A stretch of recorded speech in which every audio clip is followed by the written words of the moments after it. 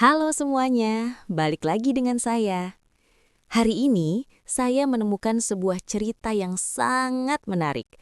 Sampai-sampai, saya nggak sabar buat ceritain langsung ke kalian.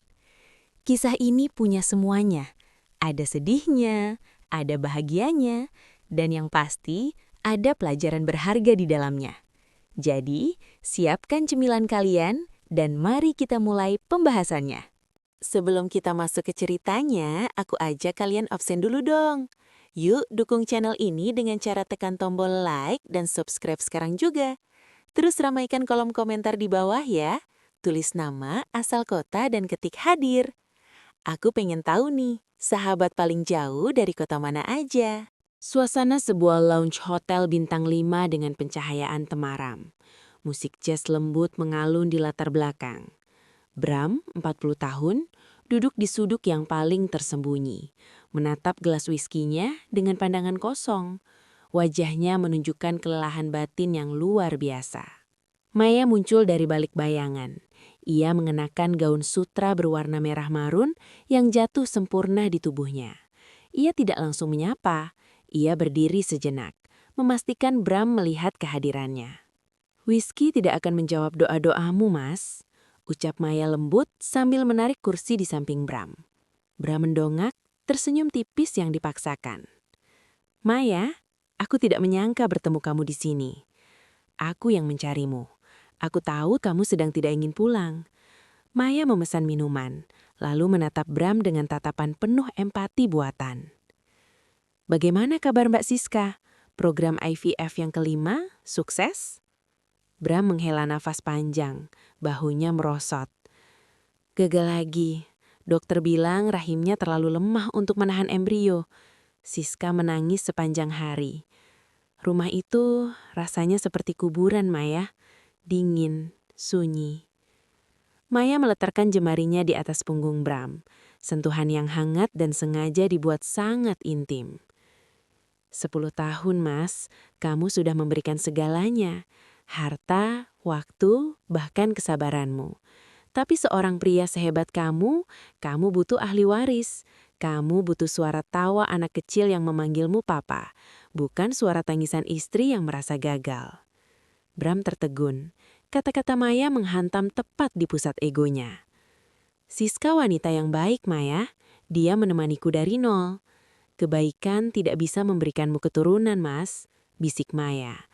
Wajahnya kini hanya berjarak beberapa senti dari telinga Bram. "Sedangkan aku muda, aku sehat. Aku tidak butuh hormon atau suntikan medis untuk mengandung anakmu. Aku hanya butuh kamu." Bram menatap Maya. Ada perang batin di matanya, antara kesetiaan masa lalu dan keinginan purba untuk memiliki darah daging sendiri. Maya tahu ia menang saat Bram tidak menarik tangannya. "Apa yang kamu inginkan, Maya?" tanya Bram parau. "Aku tidak ingin uangmu, Mas. Aku ingin memberimu apa yang tidak bisa diberikan wanita lain, sebuah kehidupan." Maya tersenyum penuh arti. "Dan aku berjanji, anak itu akan memiliki mata yang persis sepertimu."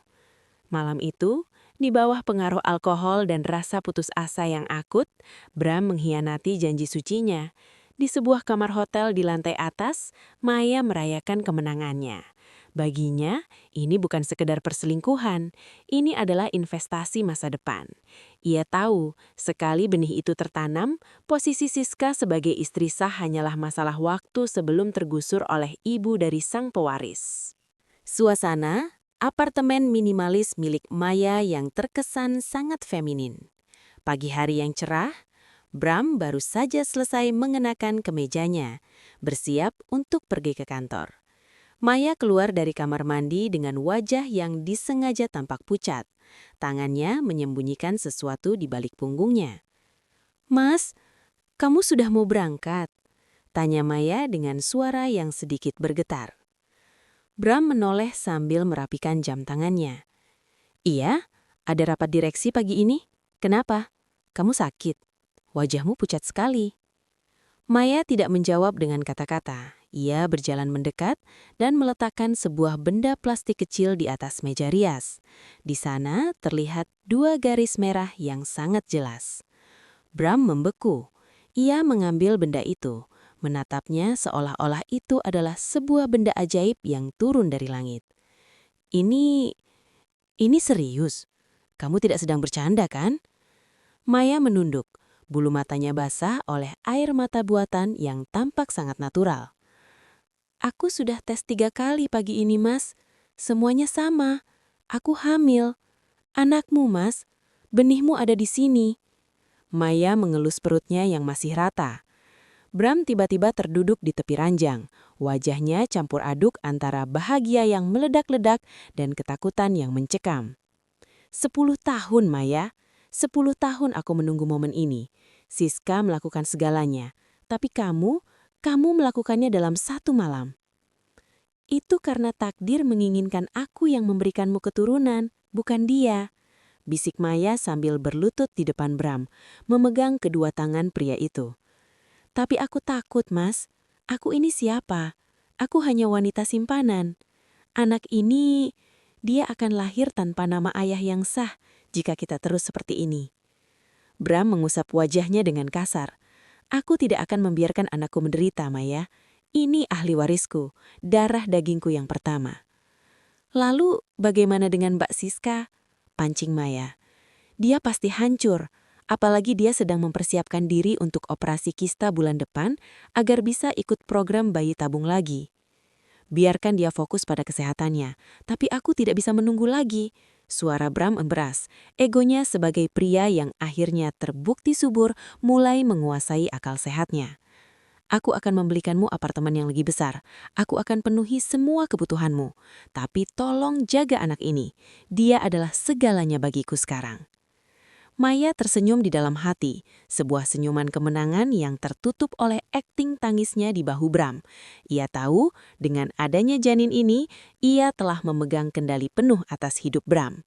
Siska mungkin memiliki kenangan 10 tahun, tapi Maya memegang masa depan yang sangat diinginkan Bram. Maya datang dengan gaya yang sangat kontras. Ia mengenakan kacamata hitam besar dan syal yang menutupi sebagian wajahnya. Namun gestur tubuhnya sangat tegak dan percaya diri. Ia duduk tepat di samping Siska, meskipun banyak kursi lain yang kosong. Maya berpura-pura membuka brosur tentang kehamilan. Dokter di sini memang yang terbaik ya, tapi terkadang kalau rahimnya sudah tua, teknologi secanggih apapun tidak akan membantu. Ucap Maya tiba-tiba. Suaranya halus namun tajam. Siska menoleh, sedikit terkejut dengan keberanian orang asing di sampingnya. Maaf? Maya menurunkan sedikit kacamatanya, menatap Siska dengan pandangan menilai. Aku hanya memperhatikan. Kamu sudah sering kesini kan? Aku sering melihatmu. Sayang sekali, membuang begitu banyak uang untuk sesuatu yang mungkin memang tidak ditakdirkan untukmu. Siska menarik napas dalam, mencoba tetap sopan meski hatinya perih. Anak adalah rezeki Tuhan. Kami hanya berusaha. Rezeki Tuhan terkadang datang lewat orang lain, Mbak Siska. Maya tersenyum tipis. Sebuah senyuman yang menyembunyikan bisa. Ia mengusap perutnya secara perlahan di depan mata Siska. Aku baru sekali mencoba dan langsung jadi. Tanpa suntikan, tanpa rasa sakit. Mungkin karena aku masih muda, atau mungkin karena suamiku sangat bersemangat saat melakukannya. Siska mulai merasa tidak nyaman. Selamat kalau begitu. Permisi, saya harus ke apotik.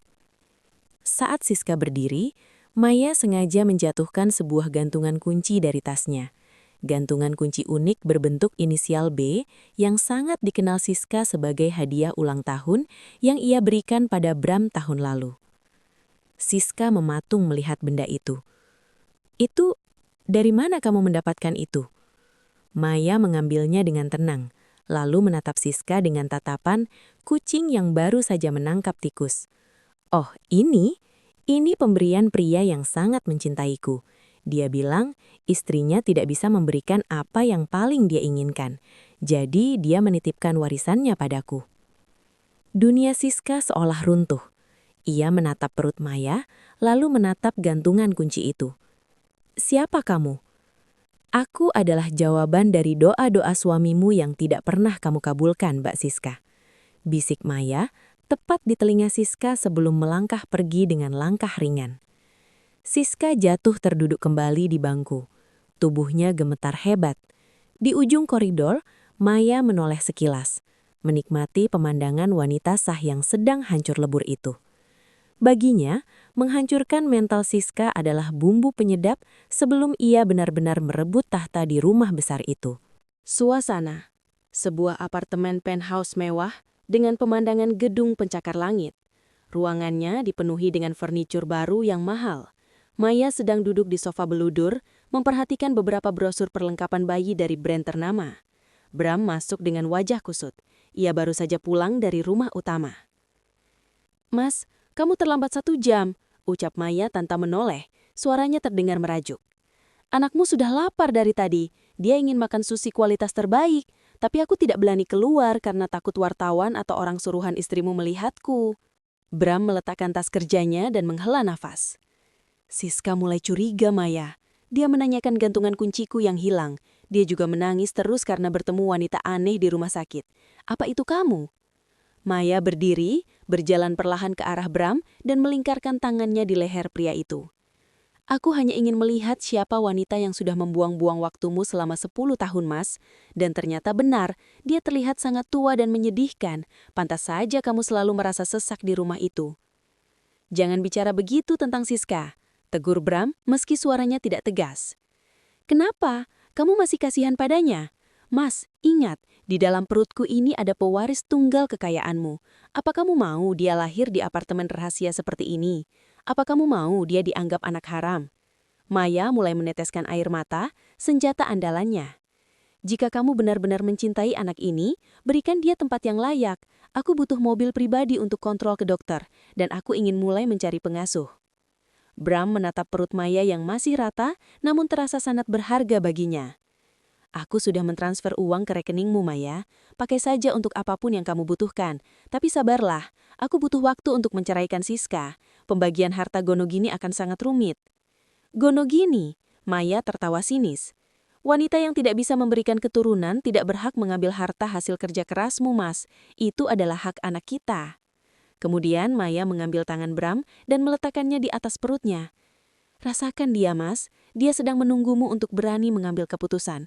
Kamu mau memilih masa lalu yang mandul atau masa depan yang sempurna?" Bram terdiam.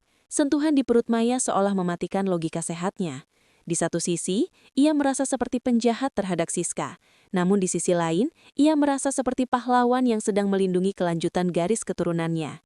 Tanpa ia sadari, ia sedang masuk ke dalam sangkar yang dibangun Maya dengan jeruji emas. Suasana kamar tidur Maya di apartemen. Lampu hanya menyala remang-remang. Maya duduk di depan laptopnya dengan senyum licik. Ia baru saja membuat akun media sosial anonim, dengan foto profil pemandangan yang tenang. Ia sedang mengetik pesan di kotak masuk, DM, akun Instagram Siska. Maya tahu Siska sedang dalam kondisi mental yang rapuh. Ia pun mulai mengetik pesan dengan gaya bahasa seorang saksi mata yang peduli. "Mbak Siska, saya tidak tega melihat Mbak terus berjuang sendirian di rumah sakit. Saya sering melihat suami Mbak di apartemen daerah Jakarta Selatan dengan seorang wanita muda yang sedang hamil. Jangan biarkan diri Mbak dibohongi terus. Mbak pantas mendapatkan yang lebih baik daripada pria yang tidak menghargai kesetiaan Mbak." Maya menekan tombol send. Ia lalu bersandar di kursinya, menunggu reaksi. Tak butuh waktu lama, notifikasi masuk. Siska membalas dengan tangan gemetar. Terlihat dari ketikannya yang banyak salah. "Siapa Anda? Apa buktinya?" balas Siska. Maya sudah menyiapkan segalanya. Ia mengirimkan foto punggung Bram yang sedang memeluknya di balkon apartemen. Foto yang ia ambil secara diam-diam beberapa hari lalu. Ia memastikan wajahnya tidak terlihat. Tapi baju yang dikenakan Bram adalah kemeja yang dibelikan Siska. "Saya hanya orang yang benci pengkhianatan, Mbak. Suami Mbak sudah membelikan apartemen mewah untuk bayi itu. Sementara Mbak hanya diberikan janji-janji palsu dan biaya pengobatan yang sebenarnya dia bayar agar Mbak diam di rumah sakit sementara dia bersenang-senang," tulis Maya lagi. Maya tertawa kecil. Ia tahu pesan ini adalah racun yang paling mematikan. Ia ingin Siska meledak. Ia ingin Siska melabrak Bram dengan emosi yang tidak terkontrol. Karena semakin Siska terlihat seperti wanita gila yang pencemburu, semakin mudah bagi Bram untuk membenarkan perselingkuhannya. Beberapa jam kemudian, Bram masuk ke apartemen dengan wajah pucat dan ponsel yang terus berdering. "Maya, Siska tahu. Dia mengirimkan foto kita di balkon. Dia histeris di telepon." Maya segera memasang wajah panik dan ketakutan. Ia mendekati Bram dan memeluknya erat. "Apa? Bagaimana bisa? Mas, apa istrimu menyewa orang untuk memata-matai kita? Ini bahaya untuk anak kita. Dia pasti ingin mencelakai anak ini karena dia iri tidak bisa hamil." "Aku tidak tahu, Maya. Dia mengancam akan datang ke kantorku besok," ucap Bram frustasi. "Mas, lihat, dia sudah mulai tidak stabil. Apa kamu mau anak kita lahir di tengah wanita yang penuh kebencian seperti itu?" Maya membelai pipi Bram. "Mungkin ini saatnya, Mas. Berikan dia surat cerai sebelum dia melakukan hal yang lebih gila lagi. Lindungi aku, lindungi anak kita." Bram menatap Maya, lalu menatap ponselnya yang masih berdering dengan nama istriku. Dengan tangan yang dingin, ia mematikan ponselnya.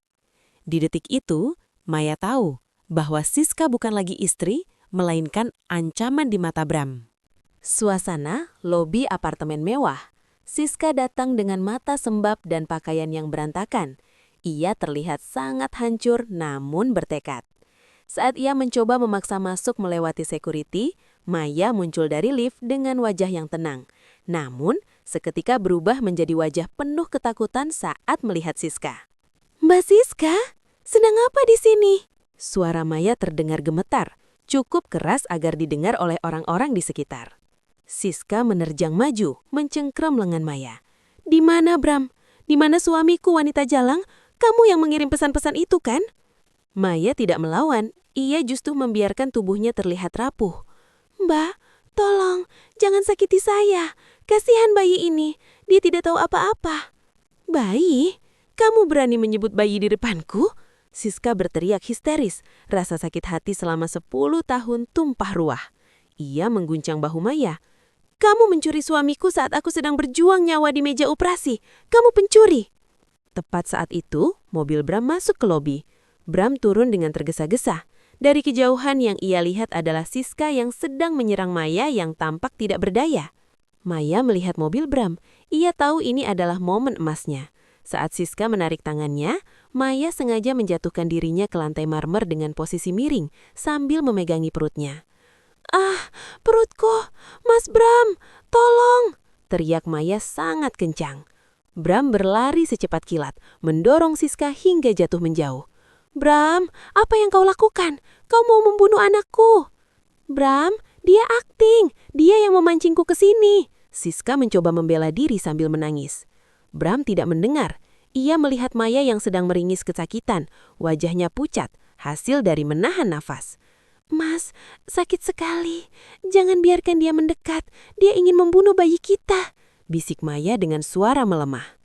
Bram menatap Siska dengan tatapan yang belum pernah Siska lihat sebelumnya. Tatapan jijik dan kebencian murni. "Aku tahu kamu kecewa karena tidak bisa hamil, Siska. Tapi aku tidak menyangka kamu berubah menjadi monster yang tega mencelakai janin yang tidak berdosa." "Bukan begitu, Bram. Dengar dulu." "Cukup. Pergi dari sini. Jangan pernah temui Maya lagi. Mulai detik ini, urusan kita selesai. Aku akan mengirim pengacaraku ke rumah." Bram mengendong Maya masuk ke dalam lift, meninggalkan Siska yang bersimpuh di lantai lobi, dikelilingi oleh pandangan menghakimi dari orang asing. Di dalam lift, saat pintu tertutup dan wajar Bram tidak terlihat, Maya melirik ke arah cermin lift. Ia menyunggingkan senyum kemenangan yang sangat tipis. Rasa sakit di perutnya hilang seketika. Suasana kediaman mewah orang tua Bram. Ruang tamu besar yang penuh dengan foto-foto keluarga, namun tak satu pun foto Siska yang dipajang di sana. Ibu Bram, 65 tahun, seorang wanita aristokrat yang kaku, duduk berhadapan dengan Maya yang tampil sangat santun dengan gaun hamil longgar berwarna pastel. Maya meletakkan foto ultrasound atau USG di atas meja marmer. Ia menunduk, memainkan jemarinya seolah sangat gugup. Maafkan saya, Bu, jika kehadiran saya mengecewakan. Suara Maya sangat halus, penuh nada penyesalan yang dibuat-buat. Saya tahu Mas Bram masih terikat pernikahan dengan Mbak Siska. Tapi bayi ini terus menendang. Dia seolah ingin menyapa neneknya. Ibu Bram mengambil foto itu. Matanya yang tadinya dingin seketika berbinar. 10 tahun ia menanggung malu di lingkaran pergaulannya karena putra tunggalnya tidak memiliki penerus. Laki-laki? Tanya Ibu Bram, suaranya bergetar. Dokter bilang begitu, Bu. Seorang laki-laki yang wajahnya sangat mirip dengan Mas Bram. Jawab Maya sambil tersenyum malu-malu. Tepat saat itu, Siska masuk ke ruangan. Ia datang untuk meminta bantuan mertuanya agar menengahi konflik dengan Bram. Namun, ia terpaku melihat Maya sudah duduk dengan nyaman di sana, meminum teh dari cangkir porselen keluarga mereka. "Ibu, apa yang wanita ini lakukan di sini?" Suara Siska bergetar. Ibu Bram berdiri, wajahnya kembali mengeras. "Siska, duduklah. Bagus kamu datang. Aku ingin kita menyelesaikan ini dengan kepala dingin." "Ibu membela dia? Dia wanita yang menghancurkan rumah tanggaku," tangis Siska pecah. "Cukup, Siska. 10 tahun aku bersabar. 10 tahun aku menahan diri melihat namaku tidak punya penerus karena rahimmu yang bermasalah. Sekarang, Tuhan memberikan jalan lewat Maya. Jika kamu mencintai Bram, seharusnya kamu sadar diri. Jangan menjadi penghalang bagi kebahagiaan keluarga ini." Siska terperanjat, seolah baru saja ditampar oleh orang yang selama ini ia anggap sebagai ibu sendiri. "Jadi, karena aku tidak bisa hamil, aku sudah tidak punya harga diri lagi di mata ibu. Harta keluarga Wijaya tidak boleh jatuh ke tangan orang asing. Harta itu milik cucuku. Maya akan segera pindah ke rumah utama. Bram sudah setuju. Dan kamu, aku harap kamu bisa pergi dengan terhormat. Jangan sampai kami harus menggunakan cara kasar." Maya hanya diam, menyesap tehnya dengan anggun. Di balik cangkir itu, ia menatap Siska dengan tatapan skakmat. Ia tidak perlu berteriak, ia sudah memiliki tentara terkuat di pihaknya. Siska keluar dari rumah itu dengan langkah gontai. Di dalam ia bisa mendengar suara tawa Ibu Bram yang sedang merencanakan pesta syukuran untuk kehamilan Maya. Baginya, itu bukan sekedar pengusiran, melainkan penghapusan identitasnya sebagai seorang wanita. Suasana rumah utama keluarga Wijaya. Rumah kolonial megah dengan pilar-pilar besar. Truk pindahan terparkir di depan. Maya berdiri di tengah ruang tamu dengan tangan di pinggang, memerintah para pelayan seperti seorang ratu baru. "Buang semua pajangan kristal ini.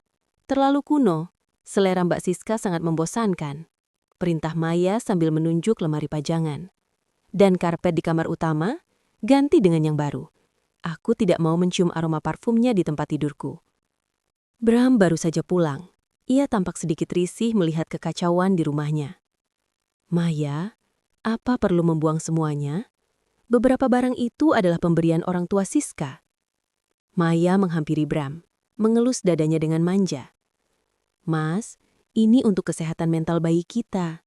Apa kamu mau anak ini tumbuh di bawah bayang-bayang wanita yang membencinya? Aku ingin rumah ini terasa seperti kita, bukan seperti museum kegagalan Siska." Bram hanya bisa mengangguk pasrah. Namun saat Maya sedang asyik membongkar gudang, ia menemukan sebuah kotak kayu terkunci.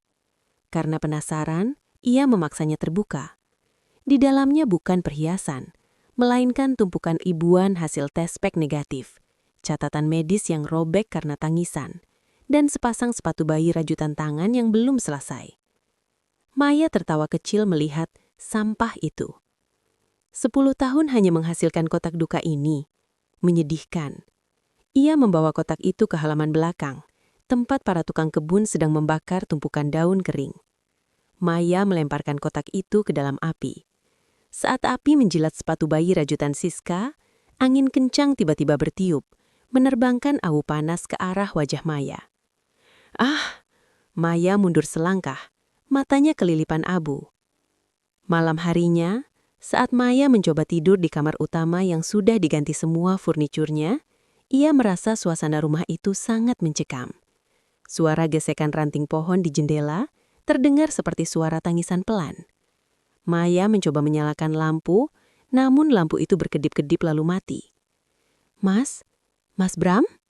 panggil Maya, suaranya sedikit bergetar. Bram tidak ada di sampingnya. Ia sedang di ruang kerja menata botol alkohol. Maya berjalan keluar kamar, dan di ujung lorong yang gelap, ia melihat sosok wanita berdiri membelakanginya. "Siapa di situ?" "Mbak Siska," teriak Maya. Sosok itu menoleh perlahan, namun wajahnya tertutup bayangan. Saat lampu lorong menyala kembali, sosok itu hilang. Maya berkeringat dingin. Ia baru sadar, meski ia telah membuang semua barang Siska, ia tidak bisa membuang rasa bersalah yang mulai menghantui alam bawah sadarnya. Rumah ini kini miliknya, tapi rasanya seperti istana yang siap runtuh kapan saja. Suasana kamar bayi yang mewah di rumah utama.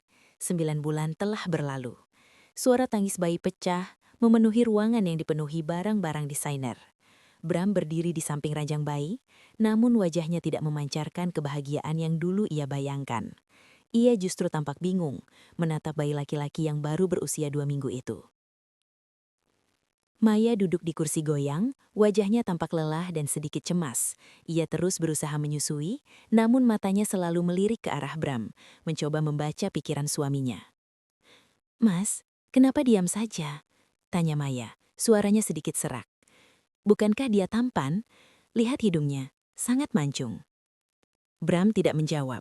Ia mendekat, memperhatikan fitur wajah bayi itu dengan sangat teliti di bawah lampu terang. "Maya, ibu bilang bayi ini sama sekali tidak mirip denganku. Bahkan kulitnya, bentuk matanya, tidak ada satupun jejak keluarga Wijaya di sana." Jantung Maya seakan berhenti berdetak.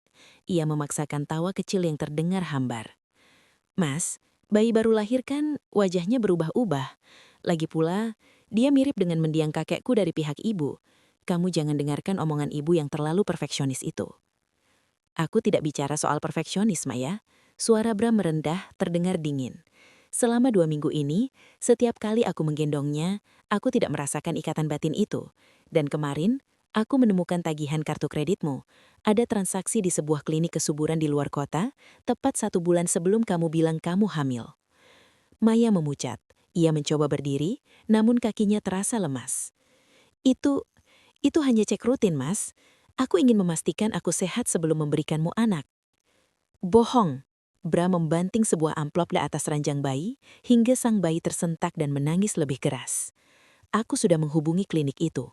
Kamu melakukan inseminasi dengan donor tanpa sepengetahuanku, karena kamu takut rencana menjeratku gagal." Maya terisak, jatuh bersimpuh di kaki Bram. "Aku melakukan itu karena aku mencintaimu, Mas. Aku tidak mau kehilanganmu. Aku tahu kamu sangat menginginkan anak, dan aku hanya ingin mewujudkannya." "Kamu tidak mewujudkan mimpiku, Maya. Kamu menjual kebohongan," bentak Bram. Penyesalan hebat menghantam dadanya seperti godam. Ia teringat Siska, wanita yang mungkin tidak bisa memberinya anak, tapi tidak pernah memberinya kebohongan. Ia teringat bagaimana ia mengusir Siska demi bayi yang ternyata bukan darah dagingnya sendiri. Tiba-tiba pintu kamar terbuka. Ibu Bram berdiri di sana dengan wajah yang penuh penghinaan. "Aku sudah menduganya. Darah rakyat jelata tidak akan pernah bisa menipu insting seorang Wijaya. Bram, panggil pengacara. Dan kau wanita pembohong, siapkan tasmu. Kau tidak akan membawa 1 rupiah pun dari rumah ini." Maya menatap bayi di ranjang itu. Bayi yang tadinya ia anggap sebagai tiket menuju kekayaan, kini menjadi bukti nyata atas kehancurannya sendiri. Karma tidak datang dengan suara gaduh. Ia datang lewat wajah mungil yang tidak bisa berbohong.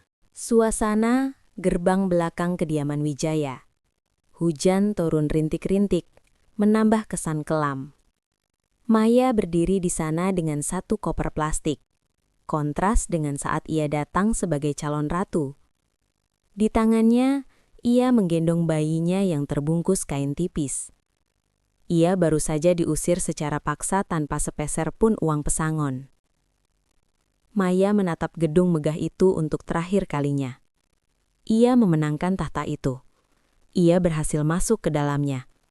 Tapi ia hanya bertahan sekejap mata. Kemenangannya hanyalah fata morgana yang dibangun di atas pasir. "Kita akan baik-baik saja, Nak," bisik Maya pada bayinya, meski suaranya bergetar karena kedinginan. Ia tidak memiliki tempat tujuan. Teman-temannya menjauh, dan keluarganya sudah lama ia putus hubungannya demi mengejar Bram. Sementara itu, di dalam rumah, Bram duduk di ruang tengah yang kini terasa sangat luas dan kosong. Semua furnitur baru pilihan Maya terasa seperti penghinaan baginya. Ia mengambil ponselnya. Jarinya gemetar saat mencari nomor yang sudah lama ia blokir. Siska. Setelah nada sambung yang panjang, suara lembut yang sangat ia rindukan menjawab. "Halo? Siska? Ini aku, Bram." Suara Bram pecah. "Aku salah, Siska. Aku tersesat. Maya membohongiku. Bayi itu bukan anakku. Aku ingin pulang kepadamu. Aku ingin kita memperbaiki semuanya. Aku tidak peduli lagi soal anak. Aku hanya ingin kamu." Hening di seberang telepon. Hanya terdengar suara embusan nafas panjang. "Siska?" Suara Siska terdengar sangat tenang. Tidak ada kebencian, namun juga tidak ada kehangatan. "Hari di mana kamu mengusirku dari lobi apartemen itu, aku pikir duniaku berakhir. Tapi ternyata, itu adalah hari di mana aku akhirnya mulai bernafas." "Siska, tolong. Aku sudah memaafkanmu, Bram, tapi aku tidak bisa kembali. Aku sekarang tinggal di desa kecil, mengajar di sekolah PAUD. Dan ada satu hal yang harus kamu tahu. Sesuatu yang tidak pernah terdeteksi oleh dokter-dokter mahal kita di Jakarta." Jantung Bram berdegup kencang. "Apa itu?" "Ketenangan," jawab Siska pelan. "Dokter di sini bilang, stres dan tekanan dari ibumu selama 10 tahun itulah yang membunuh rahimku. Setelah aku lepas darimu, tubuhku membaik. Dan saat ini, aku sedang mengandung Bram. Usianya jalan 4 bulan. Ini anak dari pria yang menerimaku apa adanya, tanpa menuntut ahli waris." Ponsel di tangan Bram terjatuh ke lantai.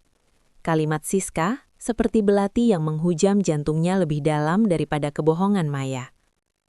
Ia kehilangan segalanya. Istri yang setia, harta yang kini terasa hambar, dan kesempatan untuk menjadi anak dari darah dagingnya sendiri. Semuanya karena ketidaksabarannya. Oke, itu dia pembahasan kita hari ini. Gimana? Cukup bikin geleng-geleng kepala, kan? Saya harap kalian dapat sesuatu dari video ini, atau minimal bisa nemenin waktu luang kalian. Jangan lupa subscribe kalau kalian nggak mau ketinggalan cerita-cerita menarik berikutnya yang bakal saya bahas. Makasih udah mampir di channel ini. Sampai jumpa lagi di video berikutnya.